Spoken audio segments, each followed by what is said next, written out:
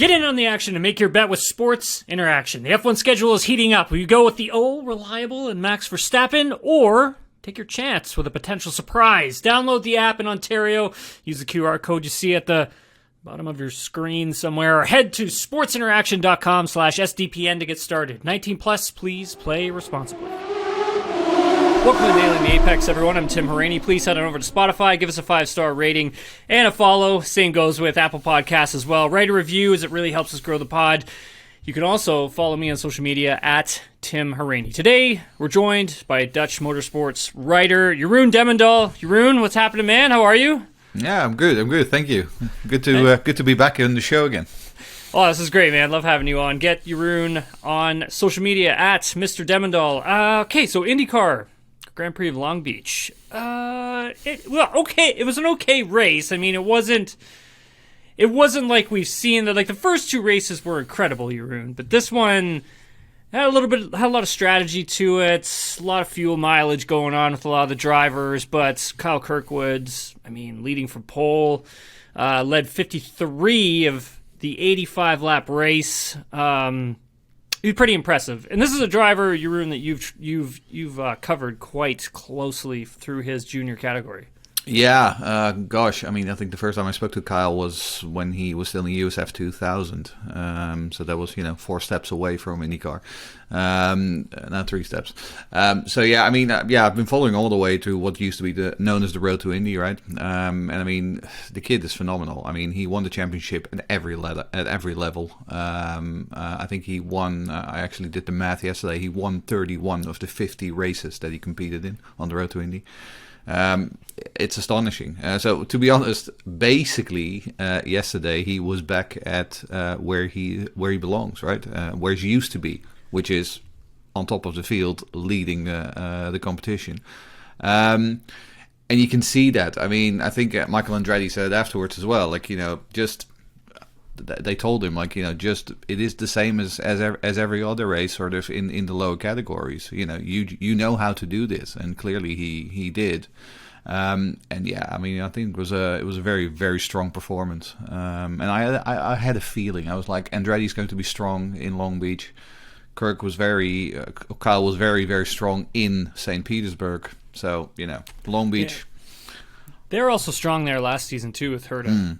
Colton was incredible at that race until obviously crashed out, but very impressive from him in this race, and we'll get to Colton later. But in particular, Kirkwood has had a difficult start to this season. Has crashed a few times. Obviously he had the big shunt in St. Pete, and then the pit lane incident in Texas. And so, I think, I don't want to... if we go back to his time with Foyt, wasn't the greatest. And then we saw him get that jump from Foyt into Andretti. And I think a lot of people questioned, that move by the team.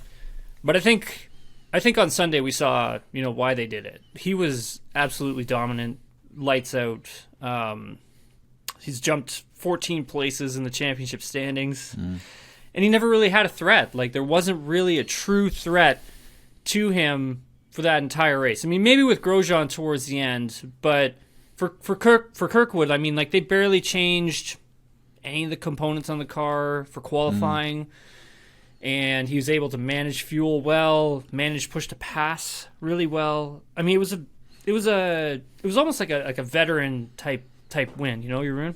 Yeah, and the thing is, of course, what also helps is he rolled off the trailer basically, in very good shape. He was sort of fast from the get-go. By now, of course, we know that basically Andretti borrowed him or loaned him out to Foyt because last year they just didn't have a spot for him. And I think in a way that might have helped him as well, knowing that sort of eventually he would be brought back into the Andretti fold. At the same time, I also think, we spoke a little bit during preseason. I think also that it sort of helped him sort of to deal a little bit with, adversity. His year at Foyt wasn't easy at most of the time. Of course, he came again from that Road to Indy career where he basically got really, really used to winning, being on top of the field. I think sort of in a way, sort of it was pretty much a character building year with Foyt, which probably maybe has helped him when now, like you say, St. Pete didn't go as he wanted, Texas didn't go as he wanted, and then he came here and he just, executed, got the pole position, and then on Sunday, delivered very, very strongly as well. It was interesting to note that, Bryan Herta making that switch. Well, I guess Andretti making the switch for Bryan Herta, taking him off Colton's car and putting him on Kirkwood's. I believe that was done in Texas, if I'm not mistaken. Interesting strategy. I think a part of that has to do with how Bryan Herta in particular, handles younger drivers. Like he's really good with handling junior drivers or drivers who don't have a ton of experience, who make that step up into IndyCar. And obviously Bryan has got all of his IndyCar experience, but outside of that, he also has the experience of working with junior drivers when he had his own. I believe it was an Indy Lights team he had for quite a while back in the day.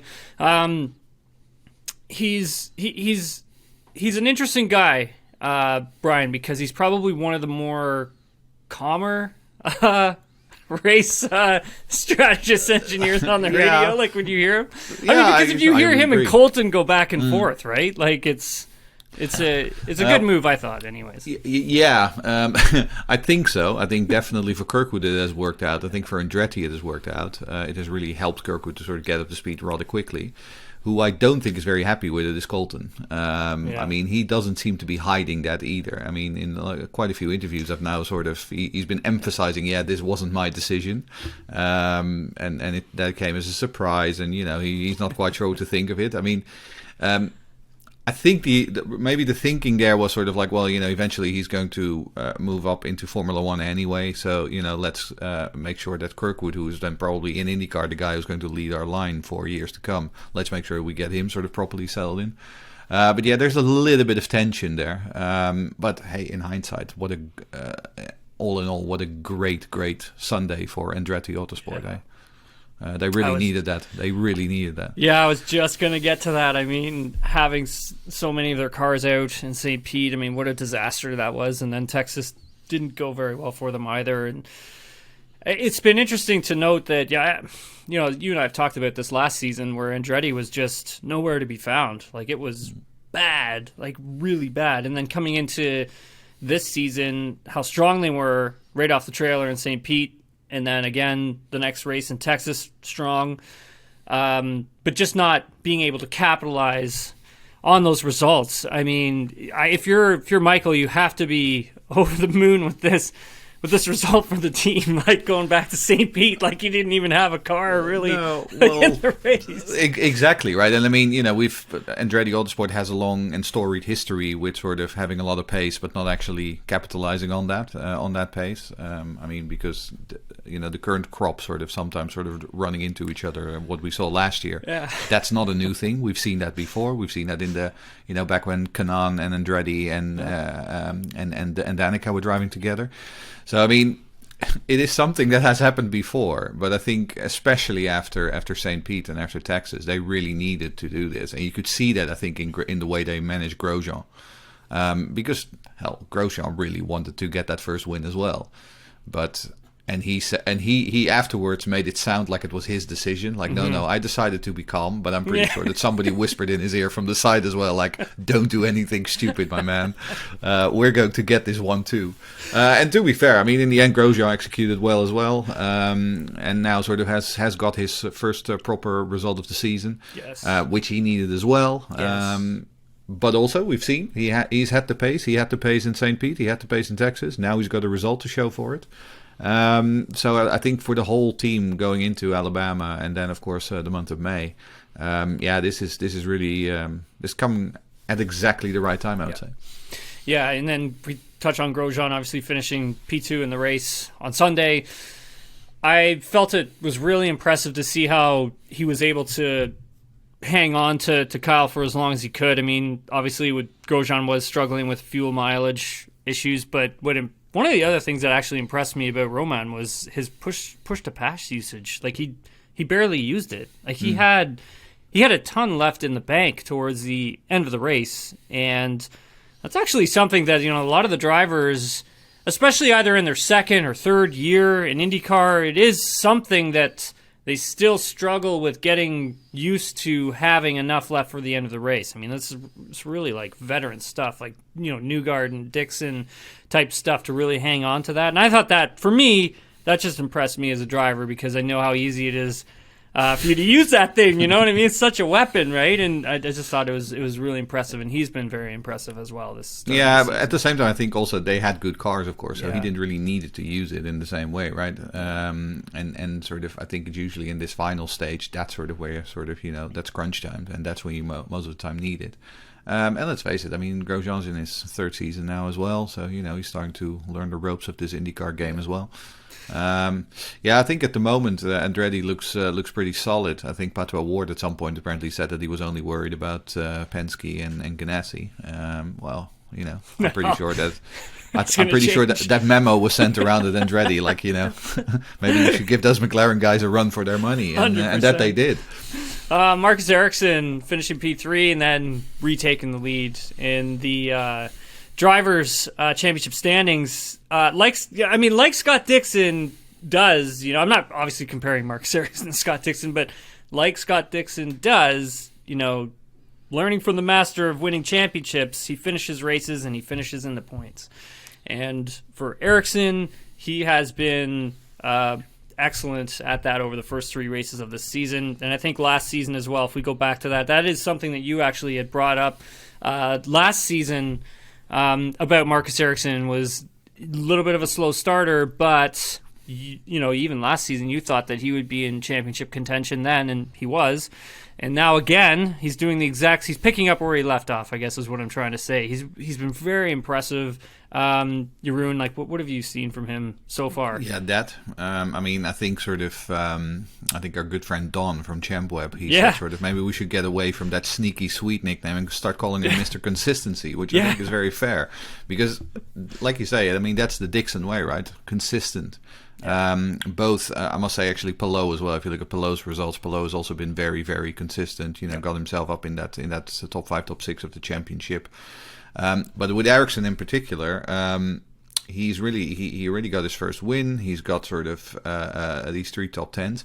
And now we're moving into territory. We know that Barber is a place where Ganassi is always good. We know that Ericsson is good at Indy, and that Ganassi is good at Indy.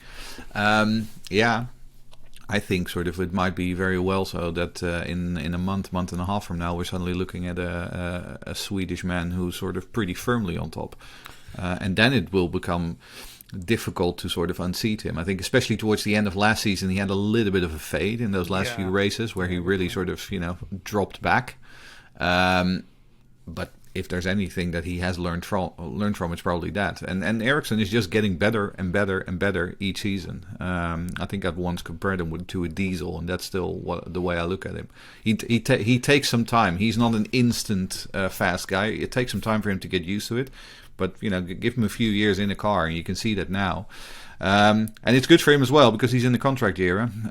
So I'm very, very interested to see sort of where that leaves him on the driver's market going into 24 as well.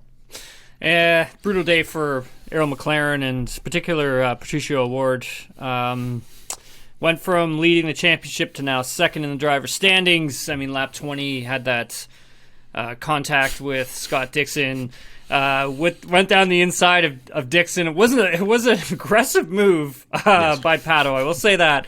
I'm okay with it because on one part it is sort of IndyCar, that's for sure. I don't think Scott thought he was going to try something there, but a few drivers did make some moves at that turn 8 by using that inside line in the race. I'm not sure how that is even legal, passing on the inside at turn 8, because I mean drivers were like literally going over track limits there. Like it was. Yeah, I think I was questioning some of the passes. You mean those curbstones on the inside? Yeah, those painted curbstones. Yeah, the way I was told is that those were actually fair game. That they basically.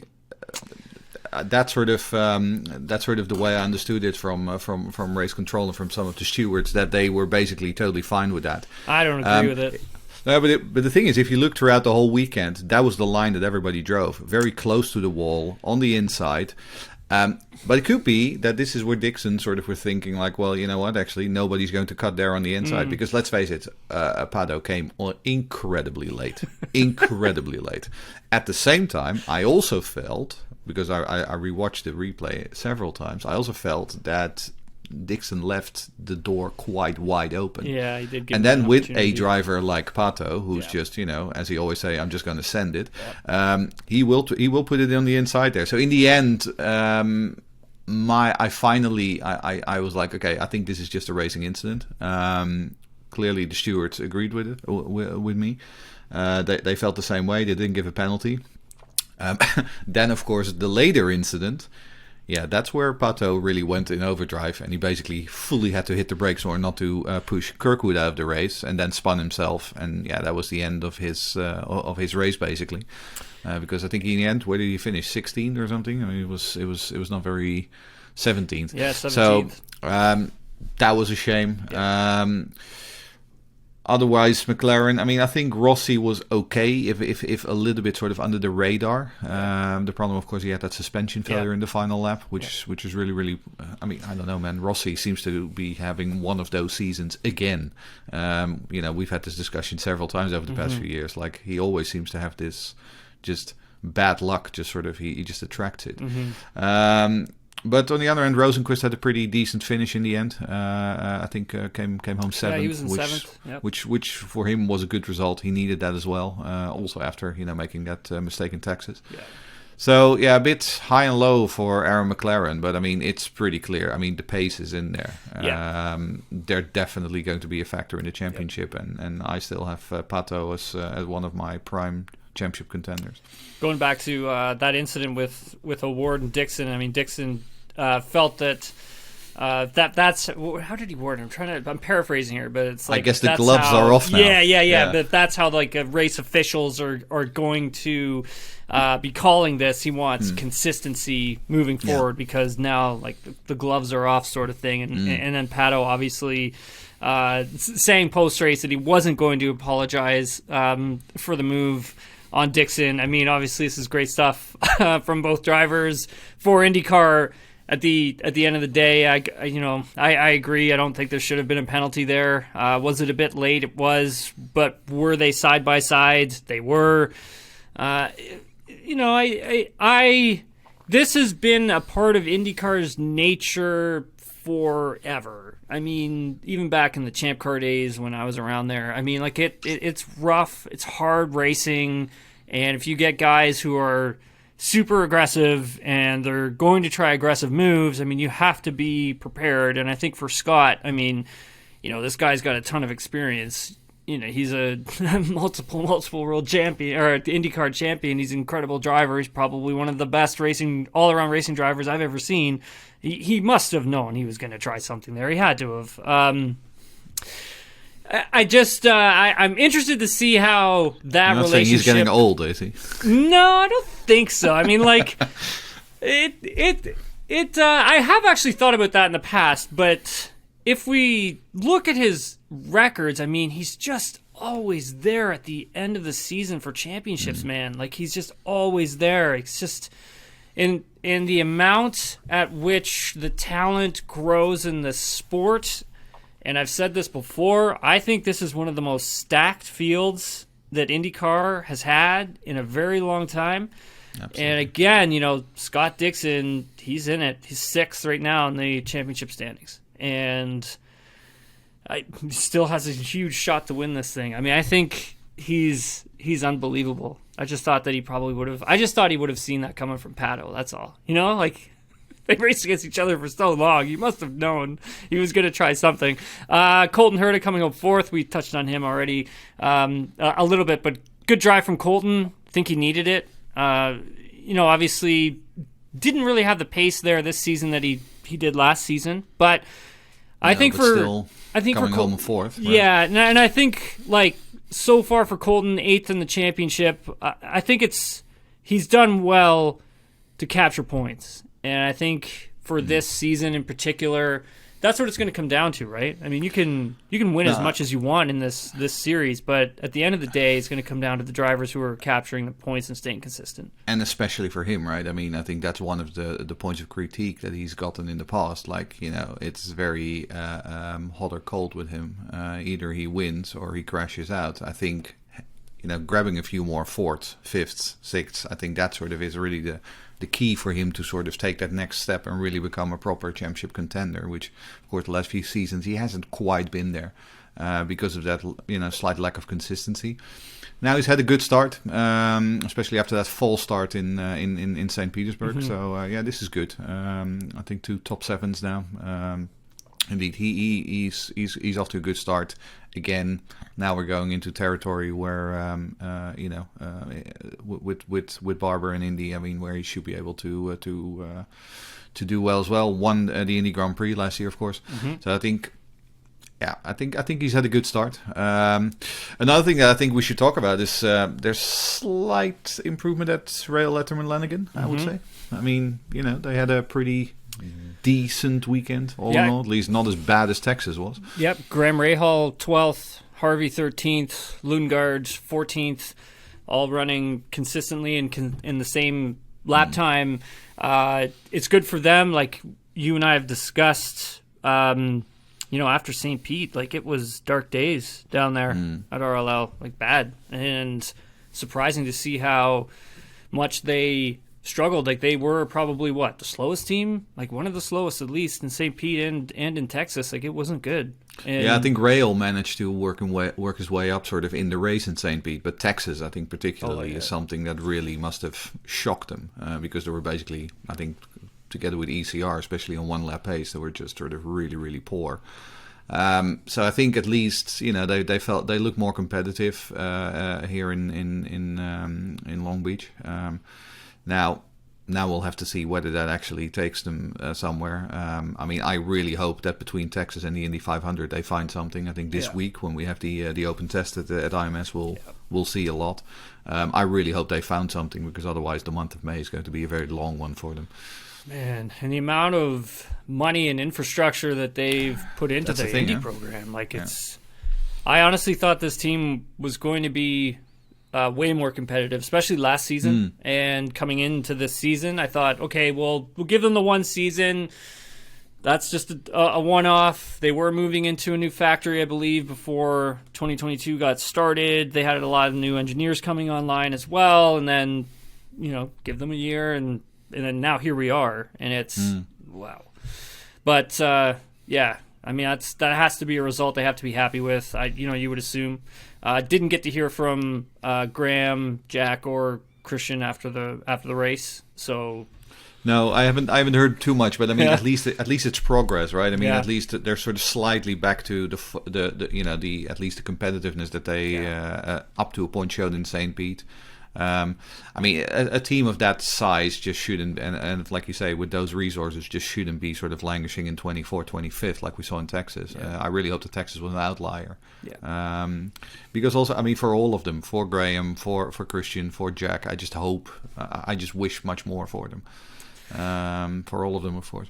Alex Below coming in 5th. Will Power 6th. Started 13th. That's a hell of a drive from Will. I've been really impressed. I mean, I'm always impressed with Will Power, but I mean, like, he's been very impressive this season, considering like off track the things that he's had to deal with, and then getting focused and carrying on with the job on track. That's got to be extremely difficult for him, and so that's a great result, I think, for Will. And then obviously we had mentioned Felix in 7th, and Marcus Armstrong, top rookie, finishing P8, starting 12th. It was a bit of a struggle for Ericsson, obviously, in qualifying, stuffing it, and I'm trying to remember exactly what he had said on his podcast following St. Pete, but like the street track in St. Pete wasn't that physical, and he wasn't that tired afterwards. And then it comes to St. Pete, and coming to Laguna, and he's into the wall, and I'm just kind of like, not that physical, huh?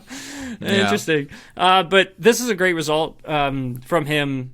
hearing from him afterwards, it was interesting to hear him say the comparison between like F2 and IndyCar. One of the things we always talk about is tires, and like the Pirelli tire versus like the Firestone, and two totally different tires, right? And it's interesting to see, a lot of the drivers who are coming over from F2 and into IndyCar, they've just been, a ton of talent there, obviously, but they've always seemed to excel in IndyCar, eh?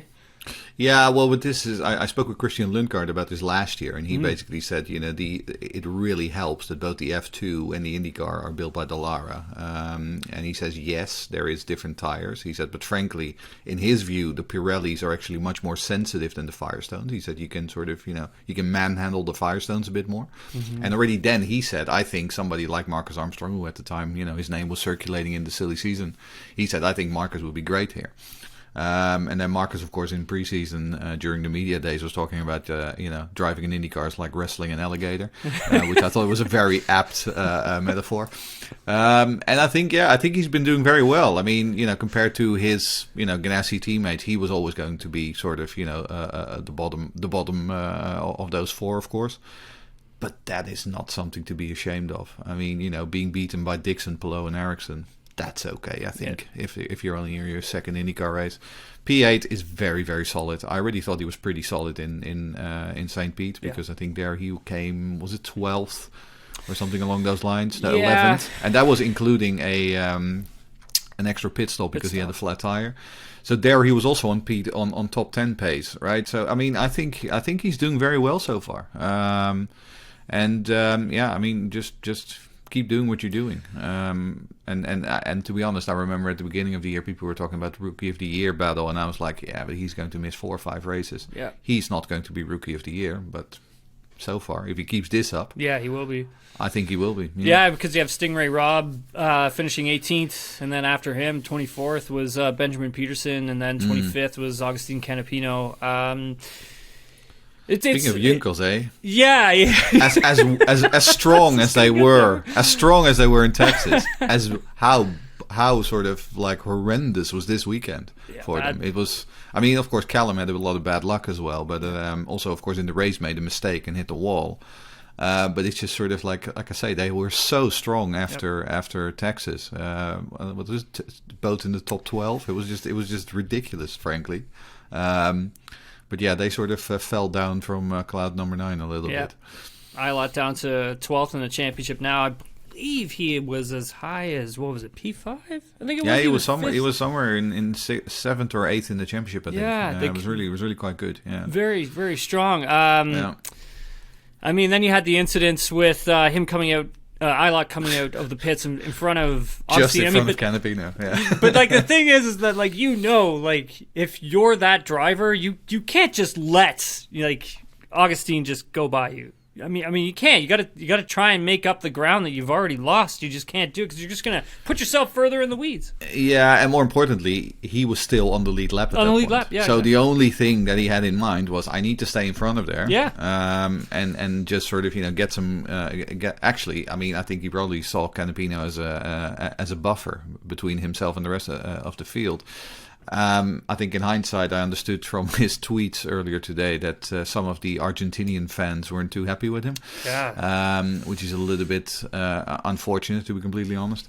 But it was just an unfortunate incident. And then, of course, at some point, Canapino sort of basically, I don't know what happened there, but it seemed like he just lost all gear all of a sudden, or just had a misshift and then got passed at all times. And that's when we got the second Pato incident. Of course. He actually hit the wall. He hit the wall, did he? Yeah, he hit the inside wall. And then I believe it was he had checked up. So he had hit the inside wall, and then I think he checked up, and then Kirkwood went into the back of him a bit. And hit him and had to pass him on the right. Yeah, exactly. Anyway, and then everybody backed up.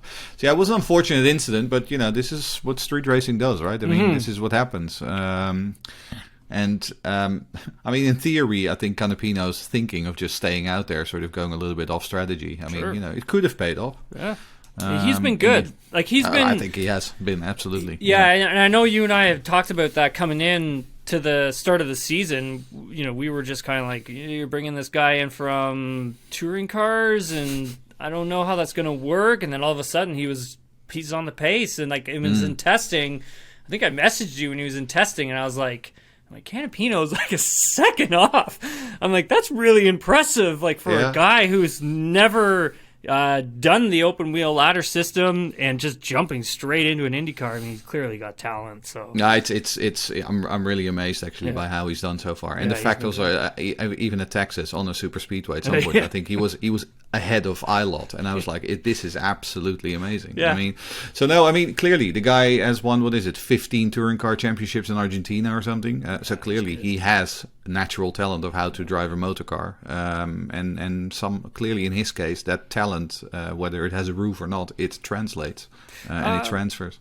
What's going on down at ECR? I mean, we've got Connor Daly again at the back, and Rinus as well. Two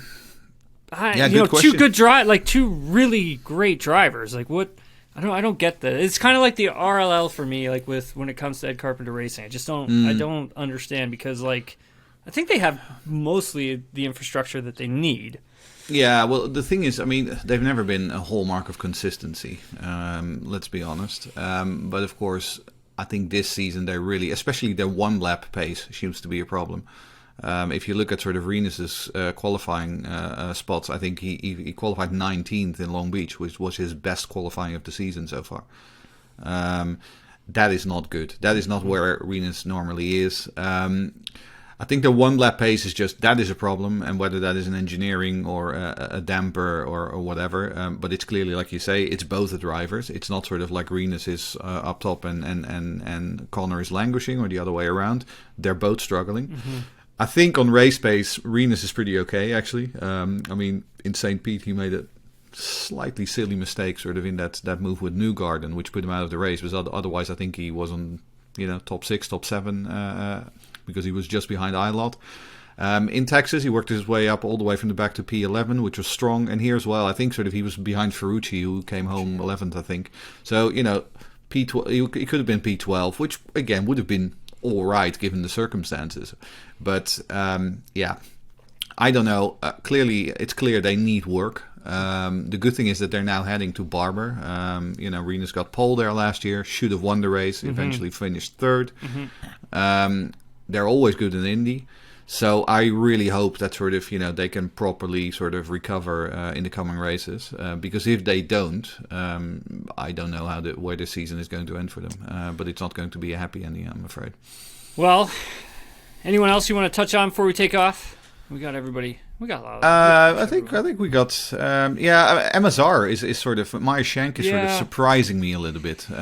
Because as good as Andretti is, you would think that because of their technical partnership with Andretti, they would be closer to the pace. But I mean, I think Pagenaud is 24th in the standings and Helio is 20th. Yeah, they were just pretty handy drivers, like the two handy drivers. I mean, Castroneves with that bit of a silly spin there on the opening lap of the race. It just looked like cold tires from him, and jumping back on the throttle and just a tiny bit offline as well at the same time. But Simon Pagenaud, it's surprising to see him qualifying P14, finishing 15th. It's just, I don't know, like it has been quite odd from MSR, and like that's a team that I put them up there last year and the year before, like a strong team. Also, again, like you said with Rail, I mean, they also invested in a new shop, brought on a lot of new partners. I'm not quite sure, but here again, both drivers are in the contract year. I mean, honest question right now, would you sign Simon Pagenaud if you were any of the other teams? He hasn't shown too much for me.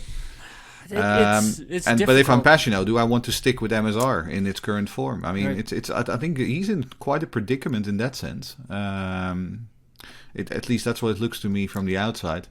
As for Helio, I mean, I love Helio. I always will. But I'm not quite sure if he's still completely, I think he's really in the twilight of his career. I'd be amazed if he's still in that car next year. But I also hope that he will still continue to do the 500 for many years to come, because he's as competitive as ever there. But yeah, it's a weird one, MSR. They're really they're a little bit of a mystery to me. Arrow McLaren, actually, I wanted to talk to you about this. Potentially gets running a fourth car full-time next season. Yeah, Zach said that on Friday. Who do you see jumping in there? Because... you know what I mean? No, I mean, there's plenty of candidates, right? I mean, let's say, I think Ilott is definitely on a lot of lists going into 24. I mean, we know that Rinus VeeKay has signed a multi-year deal with ECR, but I'll eat my hat if it doesn't contain certain clauses in there. So, I mean, he might be on short lists. Malukas, obviously, is on short lists. I mean, you know, let me have a look at the list. Who else? I mean, I'm sure there's others that I'm forgetting right now. Well, Lundgaard. Lundgaard. His deal. Yeah, exactly. Especially if RLL continues to struggle, maybe he'll start looking elsewhere. Yeah. I mean, I don't know. Or maybe they bring somebody in from the outside, right? I mean, we know, for instance, that Ganassi's been interested in Schwartzman. Where's he going to fit in? I don't know. Or is it so that sort of maybe one of the big guys is moving? I mean, is Marcus Ericsson staying with Ganassi in 24? I don't know. Yeah. I don't know if he is. So I mean, I think, but I'm pretty sure it's a very that they'll be able to choose from a lot of good drivers, because it's a really good seat to have. I think if they come with a fourth seat, because we know, of course, that Palou is going to be in one of them. Yep. And I don't know, maybe this is the car that saves Felix Rosenqvist's McLaren career, because he can stick around even if Palou comes. I don't know, but. Yeah, McLaren is here to stay, definitely. They're investing. Sure. They're committed to sticking around and to really throwing a lot of resources at it. And I think it's great. I mean, you know, we're heading towards 28 full-time cars now. Did you hear? Did you see those? Did you see their cars? The launches for the 500. 500. They're awesome. The Triple Crown cars are great. I didn't see any images though of TK's, like, because I guess for his car.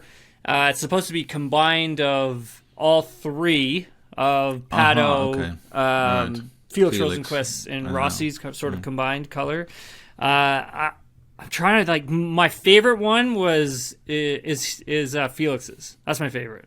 That's the 6, right? That's the one that's like the Prost inspired. Yeah, exactly. That one. Yeah, that one is absolutely my favorite. Yeah. It's really, really good. But to be honest, the all orange, I like that. I like that a lot as well. Yeah. The black one looks very sleek. But if I had to choose, I'd take the 6 home as well. Sure. That one is really it's just really, really.